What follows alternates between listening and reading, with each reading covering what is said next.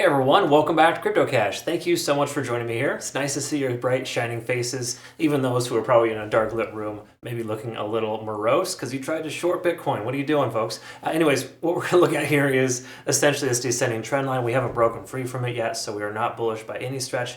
But catching that nice little dip, that bounce off that 67,000 mark is essentially what we did here. So congrats to our community. Just a quick little heads up. Thank you so much for the awesome feedback. 22% in 22 hours. We hit Harmony 1 and Solana longs 2 yesterday. So it's not necessarily a good place to take longs right now. I want to open with this here, this preface basically, or try to preface with this. Bitcoin dominance is increasing, okay? When that happens, and I sent this out on my TikTok, Twitter, Telegram, Discord, all those, as far as a short is concerned, I gave you a short update this morning, quickly noting that Bitcoin dominance is increasing, and what that generally does for us here is that puts us in a position where the price of altcoins typically comes down. We're right here at this Bitcoin dominance and price going up, whereas alts are going down. So in a perfect world, Bitcoin price stays where it's at, but if it does come down and Bitcoin dominance remains the same, we will see a dump from altcoins. So this weekend could be a very interesting weekend. So just be mindful of that. Just heads up. Sometimes I trade, I definitely trade very little on the weekends, but sometimes I like to just kind of take it easy and relax on the weekends and not do too much. So maybe consider something along those lines. Either way, if you're new to the channel, welcome aboard. Thank you so much for joining me here. CryptoCache.tech is the site if you want to become a better trader. We do have a lot of new members coming over, so I just ask that if you are new to the community, read through our signals guide and introduce yourself to the community. We all love to get to know each other and have a good time there. We got we have a lot of fun. We got a lot of cool people there. So thanks again so much for that. Last thing too, just do me a favor, hit the like button, comment below. Let's get this. Get these these videos in front of more people so they can actually have a fighting chance at not getting destroyed in the market by following some other 50x, 100x idiot. Okay, so let's take a quick look here at 68,000. We can see roughly some liquidation above the price action. It's not a ton, but there's a little. We have more liquidation down as low as 65,700. So with that candle wick to the low 66K range, that did sweep a lot of liquidity here. So it really just implies that the price action is slightly more likely to go up, but again, how much further up? We got the descending trend line we got to pay attention to, and a few other key factors there. So I'm not saying we are fully bullish whatsoever, just saying that we have a propensity to potentially retest that 70,000 mark for the most recent high, and we'll see if that's a possibility for us. That does put us above, above this descending trend line. So in order for that to happen, 70,000 is all the way up here. We cannot achieve that until we break this descending trend. We've been rejected twice now with lower highs, and until we can, essentially shift that momentum and then essentially create a higher low, we're not going to be in a position to continue any further. Ideally, in a perfect world, the price comes up here, breaks this resistance at 68.5, and essentially comes down for a bullish backtest of that level. That's an optimal situation. All right, so again, do things work out the way we want them to? No. Crypto is very dynamic, and you got to always adjust and stay on the fly. So let's go ahead and quick look on the daily time frame and just recognize we're still very bullish. We're above that point of control, which is averaging itself out now at roughly about 66,000, but there's also, once again, 67,000. We bought that dip. We basically averaged our position in from 67 to 66,000, got a nice little average of roughly 66.5, and took profit just now at about 68.5. So nice little trade there, but that's generally how we like to structure our trades. We average into our position, and then we essentially average out too.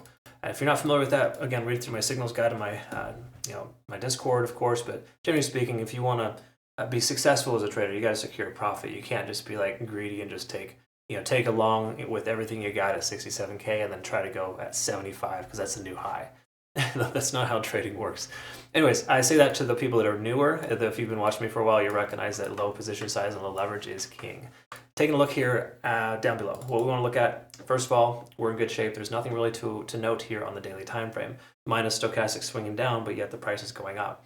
So in that circumstance, you want to kind of be mindful that the price action, it's very volatile right now, okay?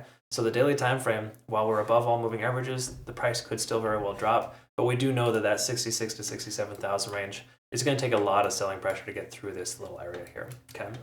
So looking at the important stuff here, the 4-hour time frame is a little bit more important than the daily as far as transitions are concerned. This is a transitionary time frame. We can see stochastic swinging up, of course, with the most recent momentum.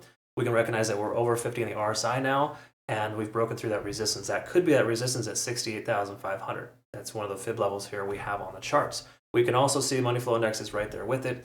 And of course, the MACD is still trying to converge, but hasn't yet. So in a circumstance here, look what we're seeing. We're not completely out of the woods, but these are very, very good, strong contributing factors that are going to be very helpful. Another thing is contributing to is being back up over the 50-day SMA and the 4-hour. While this is not like a magnificent support and resistance level, it just gives us the mindset that we're mostly back on track. Whereas breaking above the 20-day SMA and this descending trend will put us fully back on track. Now, I'm not saying if we break above 69,000 and we just kind of consolidate there, we just go hard and long with our trades. We got to look at everything else at the time and understand the general consensus of where we're at with A, Bitcoin dominance, B, is there any CME gaps on the weekend? There's a lot of things we got to kind of pay attention to, and we're not there yet. I think it's a little premature to say that we are out of the woods yet, but this is a good start, okay? We take a look at the Ichimoku cloud on the hourly. We're going to note here that it's kind of funky, but it's kind of good, okay? We can see here, while it's not perfect and we're not over the cloud yet, we've got the lagging span free and clear of the price action. That's a very, very, very good start to a trade. So if you're like more of an aggressive trader, sometimes that's a good approach to consider buying when the price action breaks free from that. That really just implies that we have officially established higher highs and we are no longer breaking the more recent resistance level. They're at 0.618, roughly 68K.